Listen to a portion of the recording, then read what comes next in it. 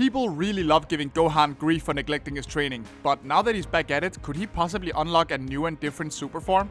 It's not completely without reason when people complain about Gohan getting weaker as the series progresses. Ever since his introduction, he was continuously hyped up to potentially be the strongest person in the franchise. But then things just kind of slipped, at least until a second encounter with Frieza made him go back to training.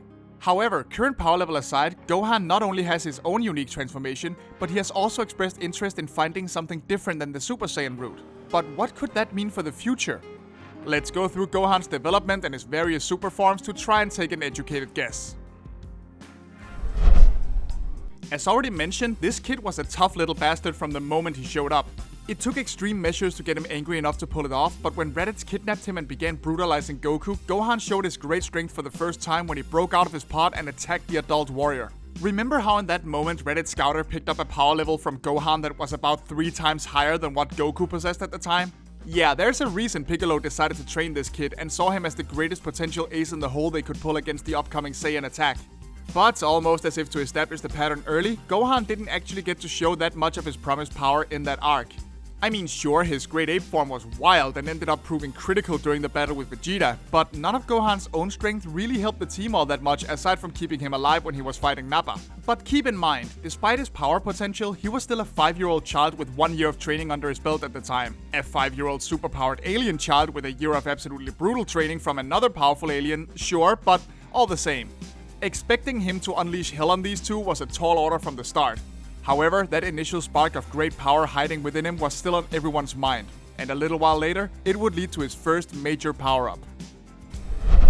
Going from getting kidnapped by 2 different aliens over the span of 1 day to fighting 2 more that came to Earth and then going off to some far-off planet to fight an evil warlord and his troops is quite the list of accomplishments for a 5 to 6-year-old child. But the trip to Namek, much like the whole ordeal on Earth, still turned out to be quite a bit out of Gohan's league.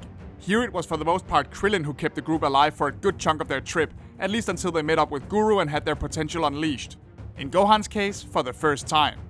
Yeah, Gohan's development gets a little bit confusing here. From the way this boost was phrased, you'd think it was some manner of permanent power-up that would keep Gohan ahead of the curve for the rest of the series, but no such thing happened. Once again, it really only meant that he didn't instantly die while he was fighting Frieza's first couple of forms.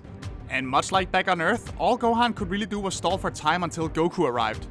While there is no question that Guru did make Gohan stronger, it seems more like he unlocked his potential in that moment rather than as a whole, bringing him to what would be his current possible peak. Which actually does make it sound very similar to a certain powered-up form he gains much later.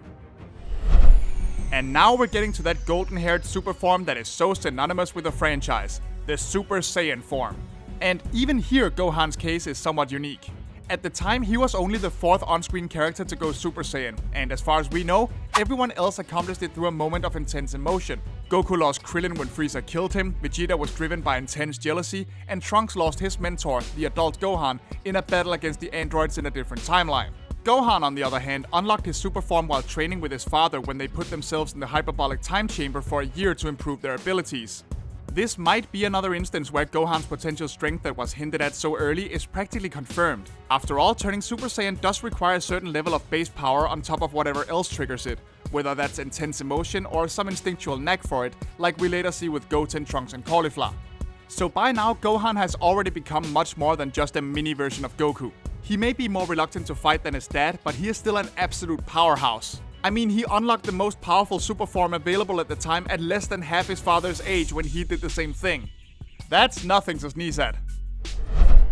But Goku showing off just how much smarter he gets when the topic switches to fighting strategy didn't stop at teaching his kid how to transform. Nope, he saw problems with the form and he sought to make it better. It's been somewhat forgotten since characters rarely address it anymore, but the Super Saiyan transformation did initially come with some drawbacks. It clearly affects the user's personality and turns them considerably more brash and reckless, as demonstrated during the second half of the battle with Frieza. Remember that part where Goku shouted at Gohan and told him to leave? That was a warning, one that seems to imply that a transformation triggered by rage could potentially make the Saiyan in question so bloodthirsty that they don't care who they attack.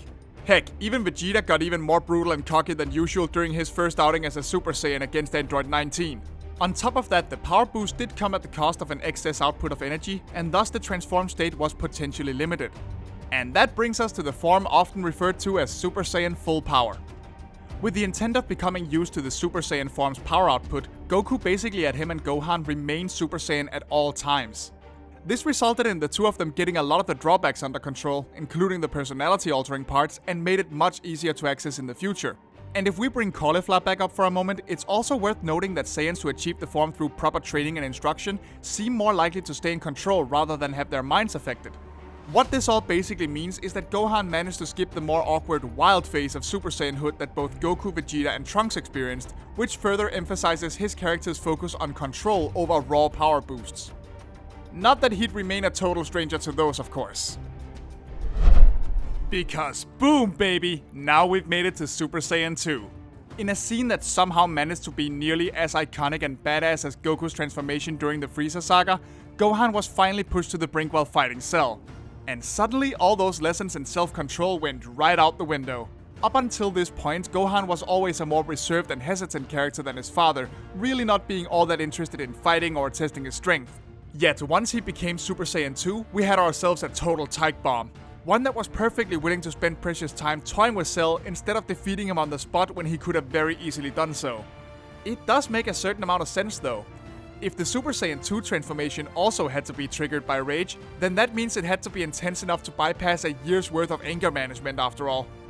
And even if the first Super Saiyan state hadn't been perfected, that still means the Saiyan in question would have to be even more ticked off than they were when their first transformation happened. And yeah, that's a lot of anger! And it clearly gives the user a lot of power to go with it. So far, while Gohan's path to power has been somewhat different from Goku's, it has still followed the same basic beats. There's been training, transformations brought on by stressful moments, and even a quick power-up from an ancient master. Yeah, Korin and the Ultra Divine Water says hi by the way. But it's after the Cell games that things get remarkably different. With his father dead and the world at peace, Gohan lived a few years of relative normalcy until the threat of Buu's revival became clear, which is something that Vegeta noted while they were storming Babidi hideout. He just wasn't as strong as he was when he fought Cell because he hadn't felt a need to keep training.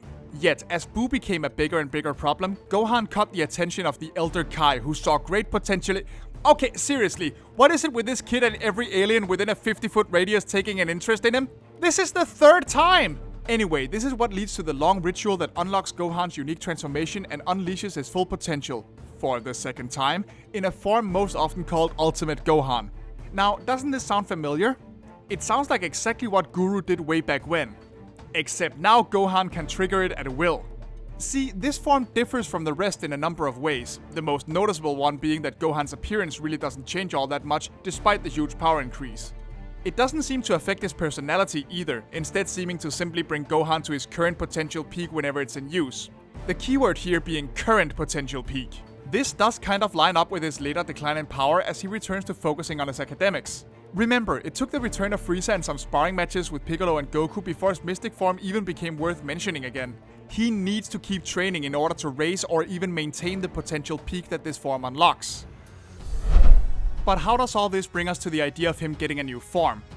Well, let's take a closer look at the Super Saiyan God and Super Saiyan Blue stages, along with Ultra Instinct and Ultra Ego. While Super Saiyan God also took a ritual to accomplish for Goku, triggering what would normally be a Super Saiyan transformation while in that form is what led to becoming Super Saiyan Blue. But Gohan has mentioned himself that he doesn't want to go the same Super Saiyan route as the other Saiyans. So maybe there's a so far unknown second step to his ultimate form that will lead somewhere different? Then there's the concept of the Ultra stages, which seem to rely on a fighter using their own strongest personality traits to their fullest, with Goku relying on instinct and Vegeta relying on his own self-assured nature. Could there potentially be some kind of ultra intellect or ultra study form for Gohan, which allows him to quickly analyze how to best deal with an opponent while still keeping his body at its peak potential to perform the steps needed? He did defeat Lavender by relying more on observation and less on power after all. Plus, he and Piccolo did face somewhat trickier enemies than most of the Universe 7 team did during the Tournament of Power, so it doesn't seem totally out of the question. That and the new movie Dragon Ball Superhero potentially has something special in store for Gohan. While the rest of the DBZ cast are certainly heroes, who's the only one among them who has actually been a genuine superhero at one point? Why, Gohan, of course. Super has already proven several times that it has not forgotten about his stint as the Great Saiyaman, and after sitting out the entirety of the recent Broly movie, it's high time Gohan gets some action. The trailer does imply that a lot of focus will be put on his daughter Pan, so it seems likely. And he did also once use the Great Saiyaman costume to cleverly disguise a transformation. So maybe whatever threat the gang faces in the upcoming movie will see Gohan unlock a new stage of power underneath his goofy helmet, revealing a brand new form to us at the end? That would definitely make for a great climax. And it would finally bring Gohan out of his slump and straight back to his often foreshadowed spot as Goku's true successor. But who knows, these are all just theories. All we know for sure is that Gohan himself is definitely interested in taking his power to new places, and we're all super excited to see where that could possibly lead. And, well, just excited to get a new movie in general. That too.